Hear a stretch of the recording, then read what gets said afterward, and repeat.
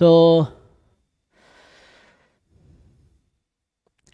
इसमें एट्थ में क्या है, एट्थ तो सिंपल है कि यहाँ पे आएगा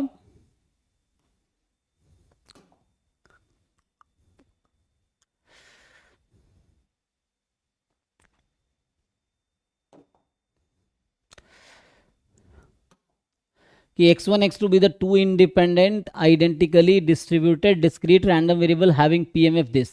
तो ये ज्योमेट्रिक रैंडम वेरिएबल है ना, x1 से स्टार्ट हो रहा है, तो मतलब number of trial before first success है ना। तो इसमें क्या पूछना चाह रहे हैं, तो सिंपल है, जैसे हम लोगों ने एक थ्योरम पढ़ा था कि मिनिमम जो है वो ऐसा है, तो इसका मतलब हो गया कि x1 is more than equal to 5 and x2 is more than equal to 5, ये आ जाएगा। तो इसको अगर हम ब्रेक करेंगे तो इंडिपेंडेंट है, एंड मतलब इंटरसेक्शन हो गया ना।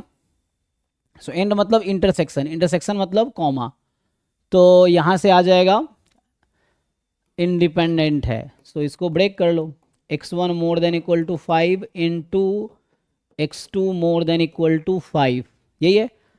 अब इसे देख लो, पुट कर लो, अब तो हो जाएगा। और 1 माइनस करके भी कर सकते हो, या जैसे आपको कंफर्टेबल लगे, दोनों आइडेंटिकली डिस्ट्रीब्यूटेड है, तो ये एक्चुअली हो जाएगा यहाँ से ऐसे ही इजी होता है, वो तो सम हो जाता है ज्योमेट्रिक सीरीज का। ये स्क्वायर हो गया है ना। अब एक निकाल लीजिए क्योंकि आइडेंटिकली डिस्ट्रीब्यूटेड है, तो आइडेंटिकली डिस्ट्रीब्यूटेड है तो दोनों का आंसर तो सेम ही आएगा, मिनिमम है ना। मिनिमम दोनों का मिनिमम 5 ज़्यादा, तो दोनों 5 ज़्यादा होगा, both will be more than equal to 5, and then ये हो गया। अब x1 मोर देन 5 क्या होगा, यहाँ पुट करके देख लो। सो वैसे अगर आप पुट करोगे, सो एक थ्योरम भी है ना ज्योमेट्रिक में, फर्स्ट ऑर्डर स्टैटिस्टिक का जो हमने लिखा था, आई थिंक उससे भी हो जाएगा। फर्स्ट ऑर्डर स्टैटिस्टिक का डिस्ट्रीब्यूशन क्या होता था ज्योमेट्रिक, 1 - 1 - p की पावर n, यही था ना। अगर x1 x2 xn is geometric p, तो मतलब क्लास में जो मैंने थ्योरीज पढ़ाया मैं मोस्टली वही यूज़ करूंगा यहाँ पे। ये है फर्स्ट ऑर्डर सर स्टैटिस्टिक। हाँ जी, जैसे x ग्रेटर देन 5 बोल रहा है ना, तो डायरेक्ट वैल्यू रख देते हैं पीडीएफ में, यानी 1/2 की पावर 5 प्लस 1/2 की पावर 6 प्लस 1/2 की पावर 6, ये तो सम आ जाएगा, फिर उसका हाँ सीरीज बन जाएगा ना उस सम का, हाँ, तो उससे आंसर आ गया इसलिए। तो मतलब सीधा यहीं पे पुट कर दे, ये कहना चाह रहे हो। नहीं नहीं, जहां तक आपने करा है ना हाँ वही तो लास्ट मैं कह रहा थर्ड हूँ, तो वो ऑप्शन उससे आगे कर दो। दूसरा मेथड ये है, एक मेथड ये, वो तो आगे खुद ही करना है तुम्हें, वो तो ठीक है, वो तुम्हें खुद करना है। दूसरा मेथड ये, एक मेथड तुम आगे कर लो कंप्लीट, जिसका डाउट है उसको बोल रहा हूँ आगे कंप्लीट करो, इसमें क्या ही है। तो इसमें तो बात तो वही है, दिस स्क्वायर, वो तो समझ ही रहे हो। यहाँ से 5 या तो 1 माइनस करके कर लो या उससे कर दो। दूसरा मेथड ये है, एक अप्रोच ये है और दूसरा अप्रोच ये है ना। जनरली मैं जो भी क्वेश्चंस कर रहा हूँ मैंने वही यूज़ किए होंगे जो मैंने क्लास में पढ़ाए होंगे ना, ये है। तो जो थ्योरीज बेसिक सिलेबस में है वही यूज़ करने को। एक क्वेश्चन, ऐसे बहुत सारी चीज़ें हैं जो सिलेबस में नहीं है लेकिन उस मेथड से क्वेश्चन हो सकता है, तो हम उस मेथड से नहीं करेंगे सॉल्व, ये है। मतलब जैसे आप प्रोबेबिलिटी जनरेटिंग फंक्शन से पिछला क्वेश्चन देखोगे, कई सॉल्यूशन मैंने देखा जहाँ प्रोबेबिलिटी जनरेटिंग यूज़ करते हैं, क्या क्या यूज़ करते हैं जो हमारे सिलेबस में ही नहीं है, तो मैं क्यों यूज़ करूँगा उस चीज़ को, और क्यों एग्जाम में तुमसे वो चीज़ एक्सपेक्ट करेगा जो तुम्हारे सिलेबस में नहीं है। अभी जो भी क्वेश्चन जैम में है, हमें वही मेथड यूज़ करना जो जैम के सिलेबस में है।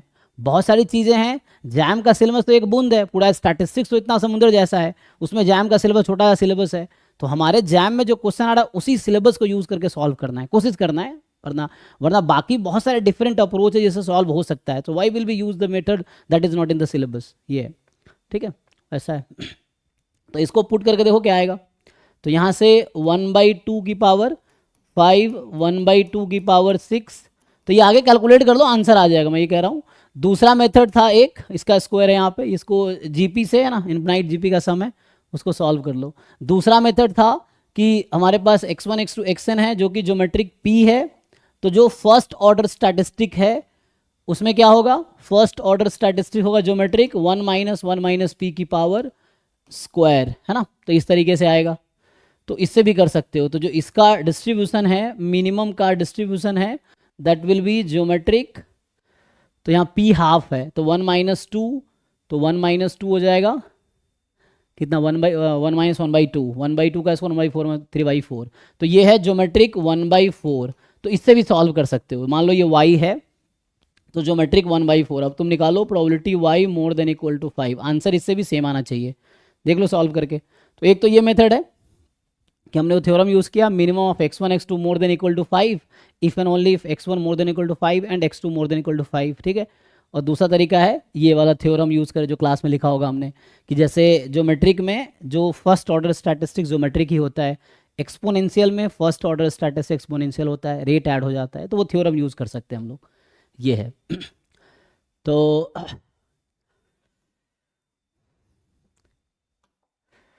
इसको कंप्लीट कर लो और नहीं आंसर आ रहा फिर पूछो, ये है। तो 1 to 10 में और क्या क्वेश्चन है? तो हाँ जी, गेट के बैच में गेट का पीवाईक्यू भी डिस्कशन होगा, जैसे जैम का हो रहा है वैसे गेट का भी डिस्कशन होगा, गेट बैच में होगा वो। तो आप लोग गेट बैच भी अटेंड कर सकते हो, कोई दिक्कत नहीं। तो वो गेट का सिलेबस अभी 15-20 दिन में कंप्लीट हो जाएगा, उसके बाद होगा वो गेट नेट जैम सबका पीवाईक्यू डिस्कशन होगा इस तरीके से। लेकिन अपने बैच पे फोकस करो, अपने एग्जाम पे तो ज़्यादा अच्छा रहेगा, है ना। गेट में वो पार्ट करो जो जैम के सिलेबस का, अगर तुम जैम एस्पिरेंट हो तो। बाहर का सिलेबस करोगे जैम में रैंक खराब हो जाएगा। मतलब जो बच्चे गेट में अच्छा रैंक लाने के चक्कर में तुम गेट के एक्स्ट्रा सिलेबस पढ़ने लगे, तो यकीन मानो तुम्हारा जैम का रैंक खराब हो जाएगा। मैं एग्जाम्पल देता हूँ तुम्हें, जैसे ईशान था, ईशान शर्मा, उसका क्या हुआ था, उसने गेट में 17 रैंक आया, जैम में आया 69 रैंक। तो उसे क्या हुआ, एट द एंड बॉम्बे के बजाय कानपुर मिला तुम्हें, क्योंकि बॉम्बे मिल भी नहीं सकता था। ये चीज़ वो भी मिल गया क्योंकि ओबीसी था, वरना वो भी नहीं मिलता। तो इस तरीके से है। तो तुम अगर गेट में अच्छे रैंक लाने के चक्कर में रहोगे, एक्स्ट्रा सिलेबस पढ़ोगे, तुम्हारा जैम का रैंक खराब हो जाएगा, और हो सकता है तुम्हें कोई आईटी मिले भी ना, फिर डीयू में जाना पड़ेगा। तो गेट का तुम्हारे पास टाइम है, गेट का यूज़ एमएससी के बाद है, एमएससी के पहले कोई यूज़ नहीं है। तो इसलिए जो बच्चे जैम के एस्पिरेंट हो, जैम पे फोकस करो, और गेट में सिर्फ वही करो जो जैम में है ना। ये चीज़ें, दो नाव पे पैर रखोगे गिर जाओगे नदी में, फिर ना इधर के रहोगे ना उधर के रहोगे, क्योंकि गेट के लिए टाइम है अभी। गेट तुम एमएससी के बाद ही गेट का कोई यूज़ है, एमएससी के बाद ही तुम गेट में चाहे तो पीएचडी कर सकते हो, चाहे जॉब हो, चाहे एमटेक हो, यही 3 पर्पस। तो अभी गेट निकालने का कोई मतलब नहीं, इसलिए जैम में अच्छा रैंक लाओ, उसका फ़ायदा होगा। गेट में अच्छा रैंक लाओगे कुछ नहीं कर पाओगे, कुछ होगा इन बीएस के बाद कोई यूज़ ही नहीं है, ठीक है। स्टिल डिस्कशन होगा। अभी जैम का हो रहा है, गेट का सिलेबस अभी कंप्लीट नहीं हुआ है, जब होगा तो गेट का में बैच का पीवाईक्यू डिस्कशन होगा, नेट वाले बैच में नेट का भी होगा। सो अभी के लिए हम लोग आगे आते हैं। तो 1 to 10 में 6 8 और कुछ है, तो 6 8 तो हो गया ना, ये तो यही था। आंसर निकाल कर देख लो, नहीं आ रहा फिर पूछना, दोबारा पूछो, ये है। सो 10 to 12, 10 to 20 में आते हैं। तो 10 to 20 में एक तो 19 है, 18 है, यही ना, 18 19 17 17 18 19 है ना। चलिए 17 18 19 पे आते हैं। तो 10 to 20 में देखिए,